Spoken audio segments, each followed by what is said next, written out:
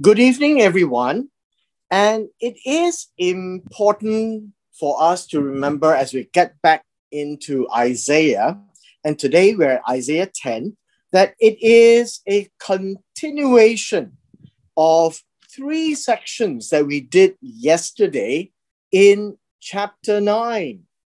Allow me to just scribble it here on the screen for you. When we first started in Isaiah chapter 9, we have 9 reading from verse 8 to 12 is one section. Chapter 9, 13 to 17 is a second section. Chapter 9, from 18 to the end is another section. And what is so important about this is that we are now getting into the fourth section. The fourth section is very much in chapter 10.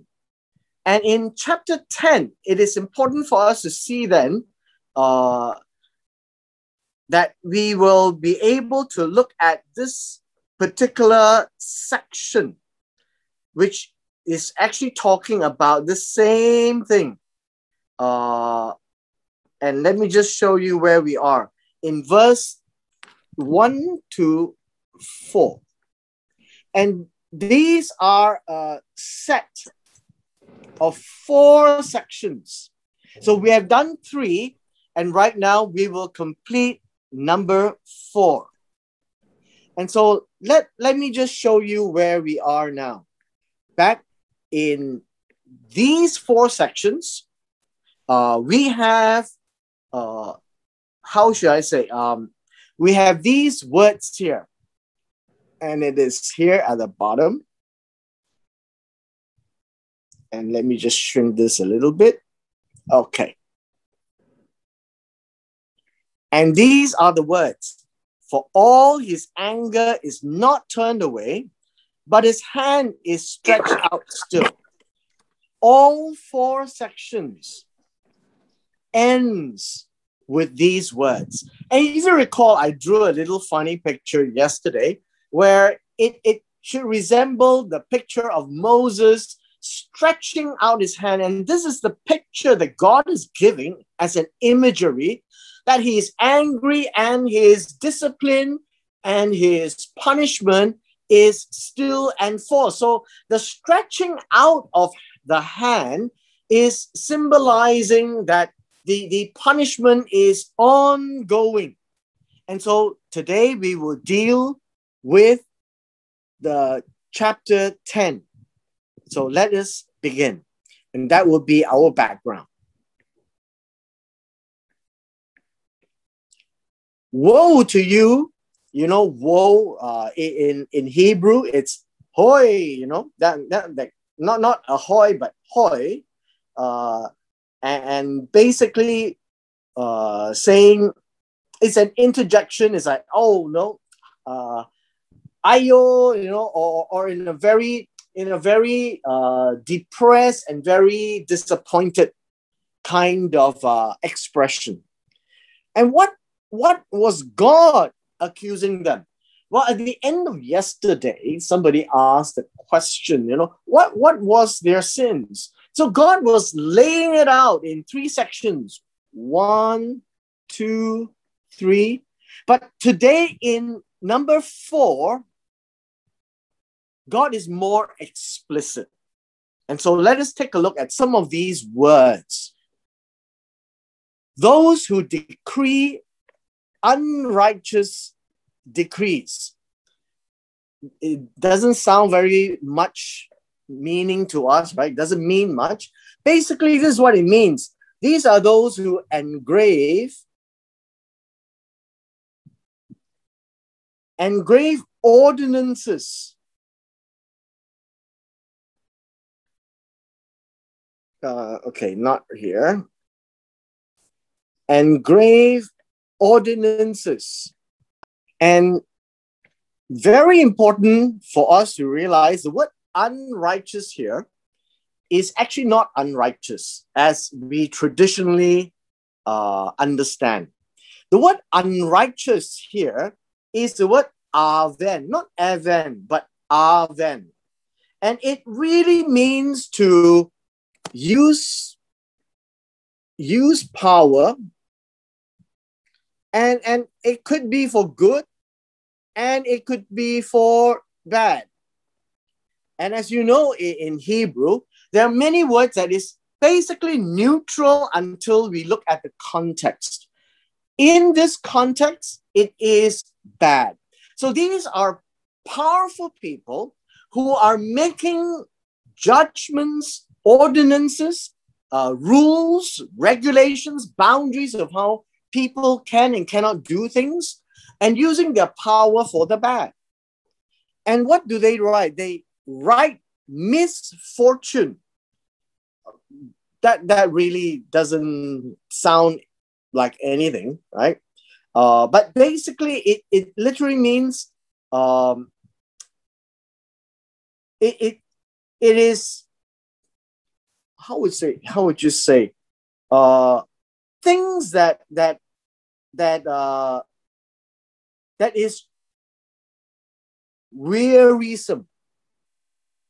Okay, I think that lack of a better word, wearisome.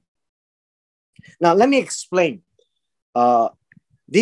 Basically these twos are A and B.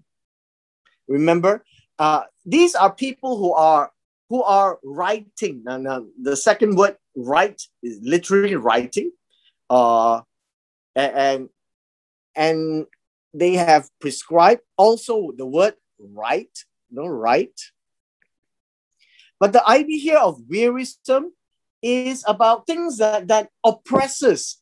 That, you know, when you get a parliament passing statutes that makes the people oppressed, like, how can I do this? And it's impossible for us to follow.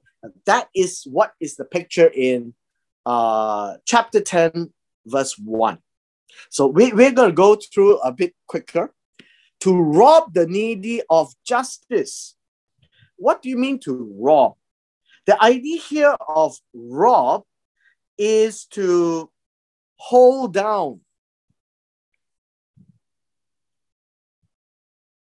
Now, it's not a modern day understanding of rob as in a robber coming to do that, but they hold down the needy. The needy here really is, how should you say, these are the poor, the weak, right? Those who are in need of justice. What about justice? In this case, it is din. We have seen this word in the minor prophets, in Amos, in Micah, as well as in Habakkuk. And this is judgment, meaning, let me just give you this picture. In the good old days, in Chinese movies, I think you've seen this. When somebody comes and the Chinese movies say they will come and to the town court and says, 大人申冤, that he's got a case to plead. And he wants justice. And then you get all these bad judges who come and then changes the ruling to oppress the one who is claiming for justice because somebody has stuffed him with some money. Now, that is the picture that's coming out here in verse 2. And to take what is right from the poor of my people. Again, the word poor in verse 2. These are the humble people who are poor, humble. What else can you say? Lowly.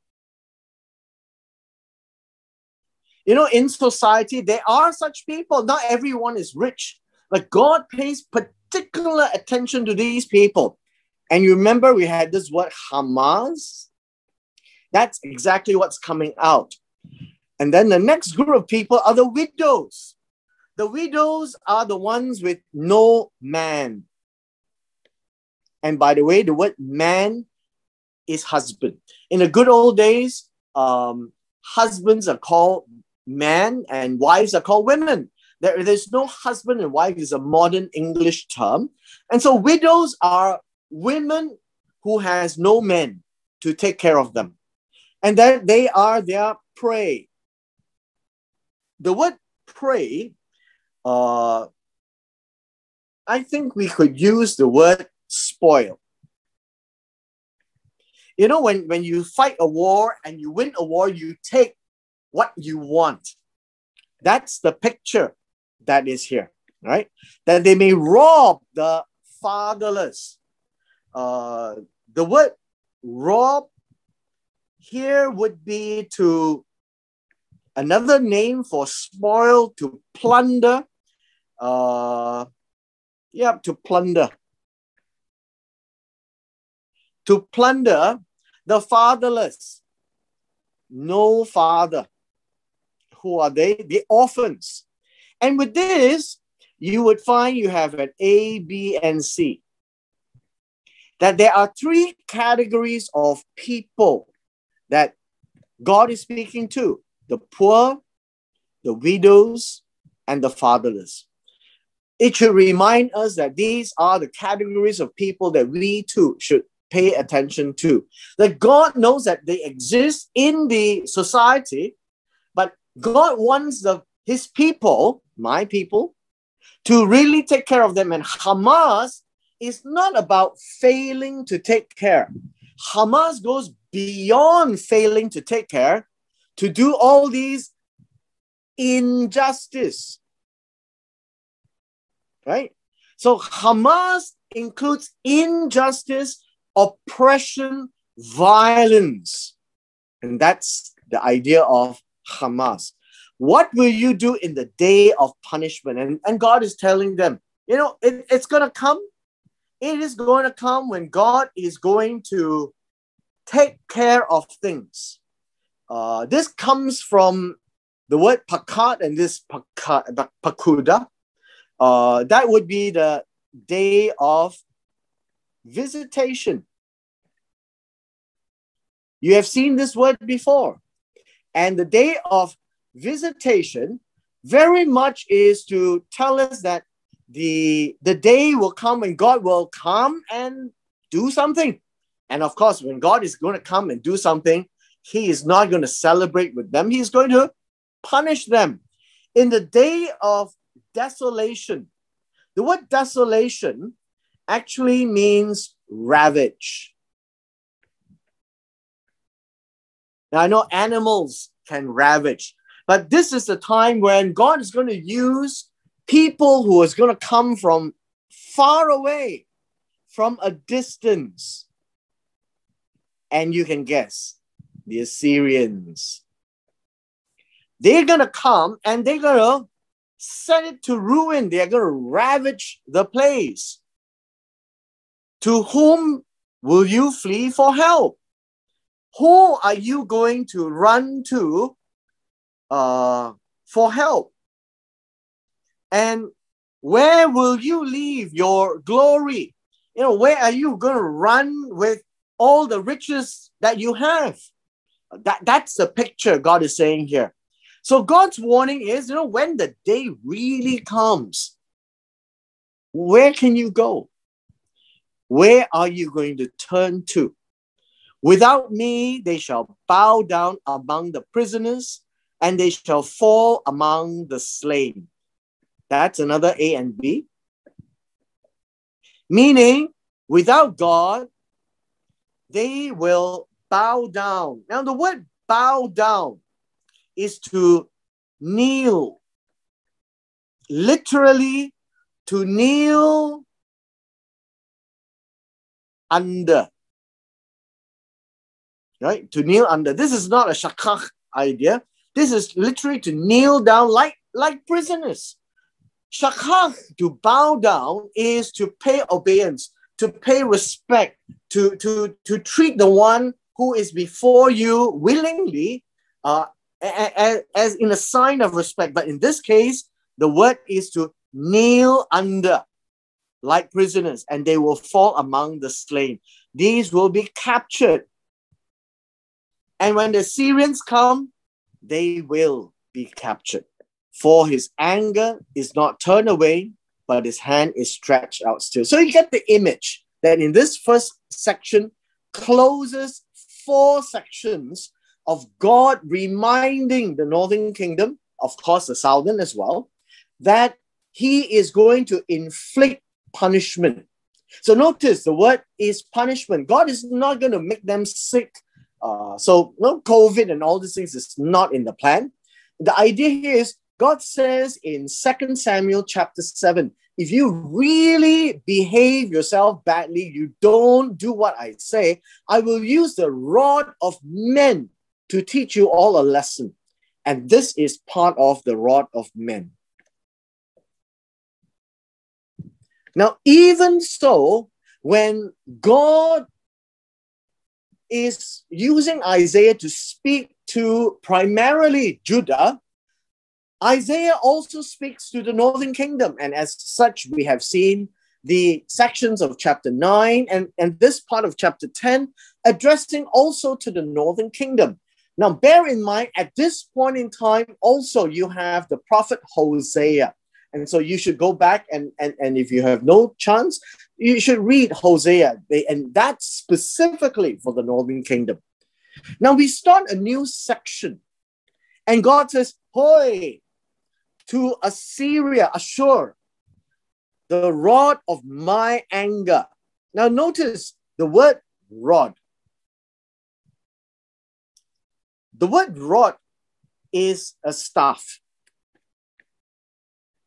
And like yesterday, I mentioned to you, this would be the rotan of God. God is using Assyria as a rotan. But now, in this section, God is saying, "Whoa, me, hoi, Ashur." What does that mean? It means God has some not nice words to say about Assyria. As much as God is using Assyria as the rotan, and God's anger, remember what is anger? God's nose is flared up, and the staff here is also a branch. That's an A and a B. "In whose hand is my indignation," meaning Assyria is the staff and the rod. Now, these two words, the rod and the staff, it should ring a bell, right? In Psalm chapter 23. "Your rod and your staff, they comfort me." That's the play of words. And so God says, that's Assyria. God is using Assyria to teach Israel, and then later on Judah a lesson. Now, obviously, you know from history is that Assyria did conquer Israel, but did not conquer Judah. And yesterday we read that, and we will get back to that story as if the flood is at the neck. And let us come back to verse 6. "I will send him against an ungodly nation." So what is ungodly? In verse 6, the word ungodly is really, how would you say ungodly in this case?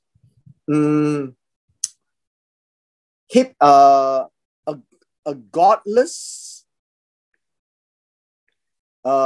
hypocritical, also one who is spoiled. Now, in this case, spoiled in a negative sense. And this is a nation that has, well, I would say in modern terms, kaput. "And against the people of my wrath." Now notice another A and B. That who is him? Assyria. against the people, this would be the northern kingdom.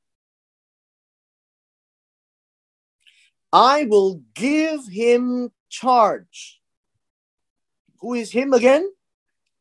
And that would be this him, right? To seize the spoil, to take the prey, to tread them down like the mire of the streets. Basically, the whole idea here is, it is a whole picture. It is to take everything to the point where they've got nothing else left. Yet he does not mean so, nor does his heart think so. But it is in his heart to destroy and to cut off not a few nations. Now, verse 7 is to describe what the Assyrians are thinking. Now, notice this is about the future, right? It hasn't happened, but it's described about that way. And the idea here is that the Assyrians really want to come to annihilate. That's how you spell the word annihilate. So let's get this back. God wants them to take spoil, take prey, track them down, teach them a lesson. But the Assyrians, right, does not intend it that way. His heart is not thinking that way.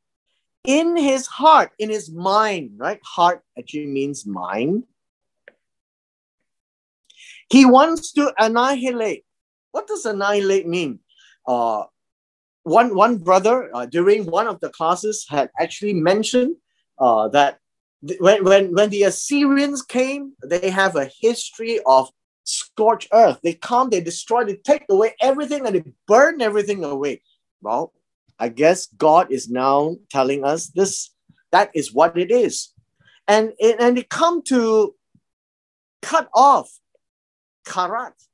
And in this case, destroy, right? To cause them to be destroyed, to really annihilate, right? Not a few nations. Very interesting. It's using a negation to express many peoples. And understand this: the Assyrians is the kingdom coming up. They are the main player in center stage. And when they come in huge numbers. And when they destroy, they scorch earth. They kill. They don't just take and run away. And at the end of the day, it is not just for Israel and Judah.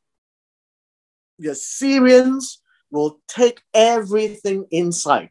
If you have a peek into Assyrian history, they became the most powerful nation.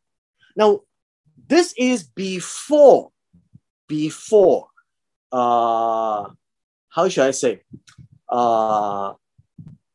Before Babylon. Babylon is nothing. So yesterday we had a question, what about Babylon? Babylon is nothing. Babylon is under the conquest of the Assyrians until later.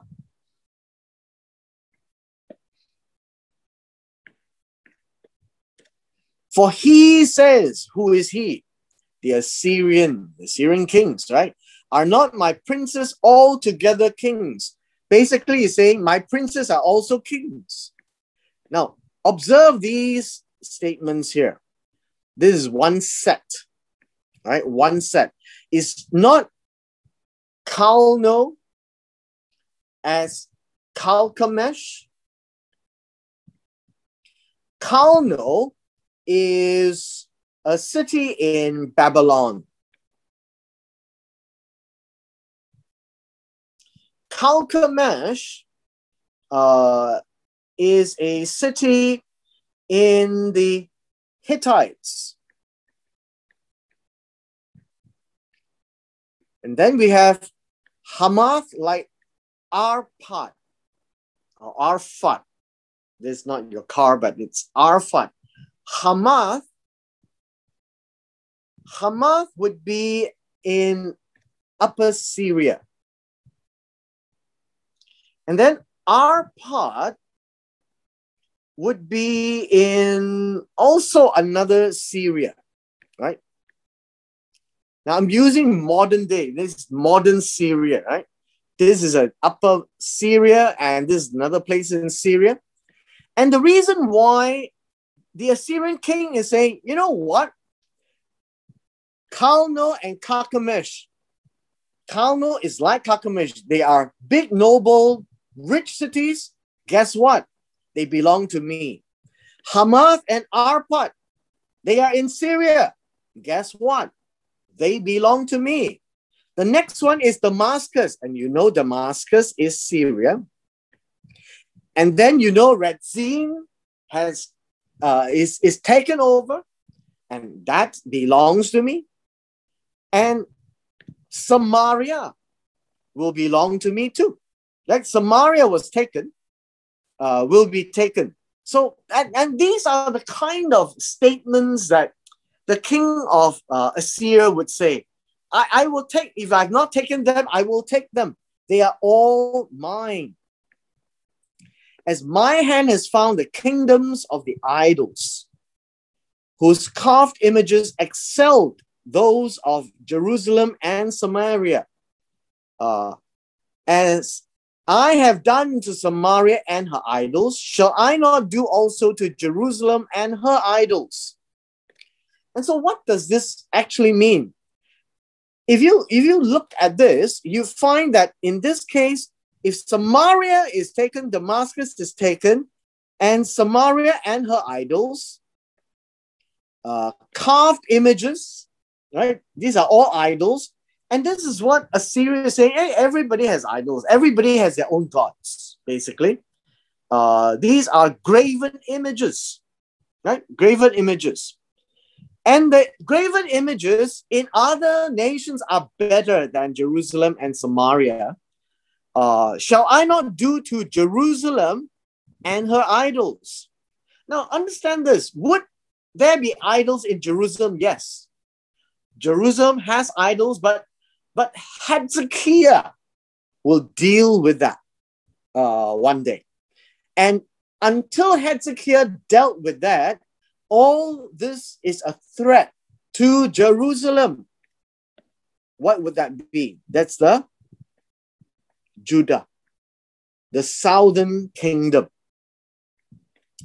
Therefore, it shall come to pass when the Lord has performed all his work on Mount Zion, on Jerusalem, and God will say, I will punish the fruit of the arrogant heart of the king of Assyria, the glory of his haughty looks. Now, this in itself is very important. Why is it important? Because we read it yesterday as well. What is important is this. God is using the Assyrians and has completed the northern kingdom. That would be in the 4th year of Hezekiah. And then the king of Syria says, I will also come to Jerusalem. And then God is saying this. It will come to pass when God has done all that he wants on Mount Zion and on Jerusalem. God is going to allow the Assyrians to come towards Jerusalem. Now, Mount Zion is Jerusalem, by the way, an A and a B. And God is saying, when that time comes, it will happen, but it will not happen like Samaria. Just notice that. God is saying that I'm going to turn around and I will punish this arrogant guy of the king of Assyria. Arrogance in his heart. He thinks that he did it all himself. I will cut down the glory of his haughty looks. Now, if you remember, in 2 Kings chapter 17, right here in 2 Kings. This is 2 Kings chapter 17, from verses 5 to 6.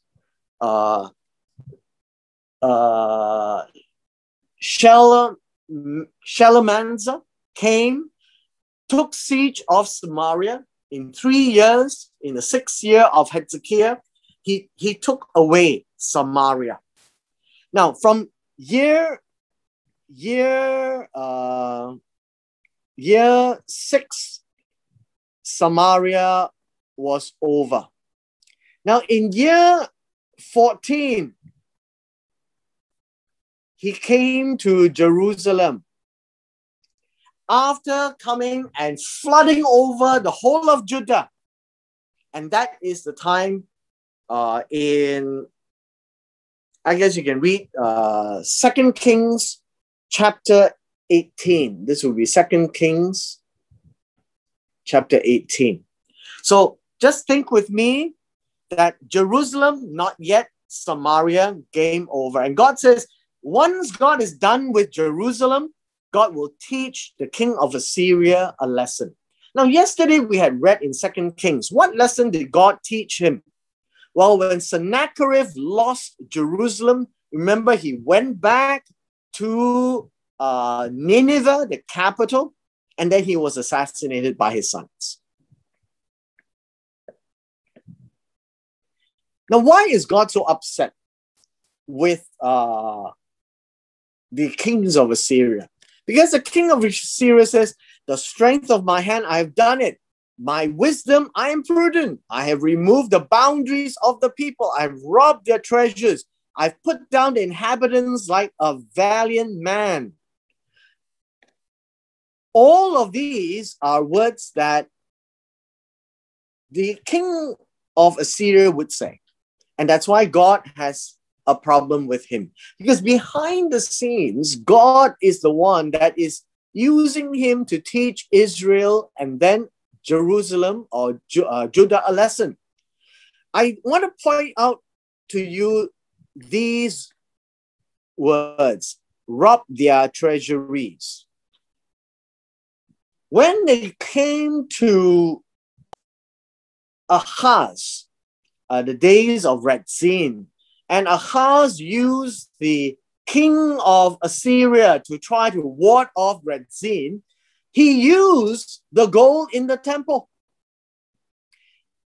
And then in 2 Kings, in year 14 of Hezekiah, where Sennacherib wanted to deal with them, we find that Hezekiah also took gold from the temple to give to the to the Assyrians. Now, all of these is the words that the Assyrian king is saying, yep, I'm taking all over all these things. It's all by me. And he didn't realize that it was coming from the temple of God. It says, my hand has found the nest of riches of the people. As one gathers eggs that are left, I have gathered all the earth, and there is no one who moves his wing. No one mouth is even open, not even a peep. Now, what does this mean? It means that he is saying that I am so great, I'm so mighty that nobody can say anything against me. Now, you need to realize he is the king of the world. Because at that time, there is no other nation greater than they. And we read, when they came to surround Jerusalem in the 14th year of Hezekiah, he had 185,000 men. Who is going to stand up to the Assyrians? And so God's beef with him is his pride. Shall the axe boast against him who chops it? All this implies that God is the man at the handle of the axe. Shall the saw exalt himself against him who saws with it? If a rod could wield itself against those who lift it up, if a staff could lift up, if it were not wood. And notice all the four, A, B, C, D, is giving the same imagery. How can the utensil The instrument, say that it's greater than the one who is using it. The intelligence behind the utensil and the apparatus is greater. How can your handphone says that it is better than you who uses it to make a call? That's the picture that's given. Verse 16, therefore the Lord of hosts, Jehovah Tzevaot, will send leanness among his fat ones. Now in verse 16, these are all, I would say, pronouncements against, shall we say, pronouncement against the king of Assyria. The fat ones, among his fat ones. And under his glory, he will kindle a burning like burning of a fire, like the flame of a fire, right? In verse 16, as burning fire, as one, I guess you could use that, as one who is really burning like a fire. This is an A and a B. It's burning. It's just a picture of burning. And among his fat ones under his glory, the idea here is his honor. His fat ones and his honor, right? This is an A and a B. About his riches, about his honor. And what is going to happen? It's going to be burnt. So the light of Israel will be for a fire, ash, and his Holy One for a flame. And literally, flame means, you know, when you look at the fire and there's a sharp tip on the top. So that's what flame actually resembles, a picture. It will burn. And the word burn here would be kindled, right? It will be kindled. It will devour, means it will eat. That's how fire is always portrayed. His thorns and his briars in one day. Everything that he has in his defense in one day. Right? And then if you look at verse, we have to move up a little bit, sorry. The light of Israel before a fire, his Holy One for a flame, burn and devour his thorns and briars in one day. That the emphasis is one day, achad, and he will consume the glory of his forest and his fruitful fields. And this is important. This will be his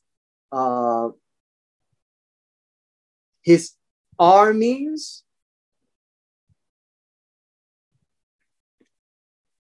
His armies, both soul and body. Verse 18, soul would be, how would you say? Soul would be nefesh. Body here is basar, the flesh. As they will be when a sick man wastes away. The idea of waste away is to melt, right? To melt. And so the one who is sick will melt away. The picture is very graphic, right? If somebody is sick in bed and sick to dying, and it will slowly just wilt away and then gone. And then you would see then the rest of his remaining trees of his forest, his armies, will be so few in number that a child may write them. This is a very interesting phrase. So let me just piece it all together here, right here. If you recall, yesterday when we were looking at 2 Kings chapter 18, right? 18 and 19. We read about how Hezekiah had the flood up to his neck. And both Isaiah and Hezekiah prayed to God to deliver them. And that's the feeling that when the Assyrians come, they are not your friends. They will come and they will tackle this in a way where you cannot stand them. The pressure is so great. And Hezekiah thought that everything is going to end for Judah and Jerusalem. The next day, they woke up. God sent the angel of the Lord overnight and killed, remember, 185,000 men, all dead. And that in itself gave us this picture that it is an incredible picture of death. But the mighty Assyrian army is gone. And that's one, actually not even one, it says one day, Yom Echad. This is really in the night, all died. And one angel. And so you can imagine the power of the angel. And when God says, I will defend you, God literally defended Hezekiah, Isaiah, as well as Jerusalem. Now, what does this mean? So you can see now what it means here. All the forest and his fruitful field, all of the armies, both soul and body, all die. They will be as a sick man waste away, die until there's nothing else left. The rest of his army will be so few in number that a child may write them. Now, I will tell you this story, and it's only meant for this time. The Jewish rabbis have a cute story. You see, they say, you know, every Jewish child will know how to write the Hebrew letters. The smallest letter is the letter Yod, like that. It's like an apostrophe, small. But in the Hebrew letters, the Yod, right? This is the Yod, is actually the number 10. That's the smallest letter. And they picked this because it's like the smallest letter. How would a kid not know how to write Yod? It's harder to write an Aleph and stuff like that. But the Yod, everyone, it's a basic character. If you can't write Yod, you can't write Hebrew. And so if a child can know how to write Yod, well, they say it implies then that it is so few in number. How few? Yod, 10. From verse 20, I think we would take a pause so that we will catch up with tomorrow, because tomorrow is a short passage. I want to give you this picture that we end here at this point in time, so that I want you to go back and read 2 Kings chapter 17, 18, 19, read about Hezekiah, how God defended Hezekiah. We'll gather on Monday again, right? About Hezekiah. You have to etch it in your mind, because it is a once a lifetime kind of event that God has made it so that everyone in the future always refer back. Now, in this case, it is referring to the front, right, as a prophecy. But nevertheless, as we study, we now have hindsight. We have 2020. And so I'm just pointing it to you before we explain what God is doing, what God will do and what God will deal with the northern kingdom and the southern kingdom after this. And so I would leave this to you to sleep on it, and hopefully over the weekend you have time. Please go through it. All right.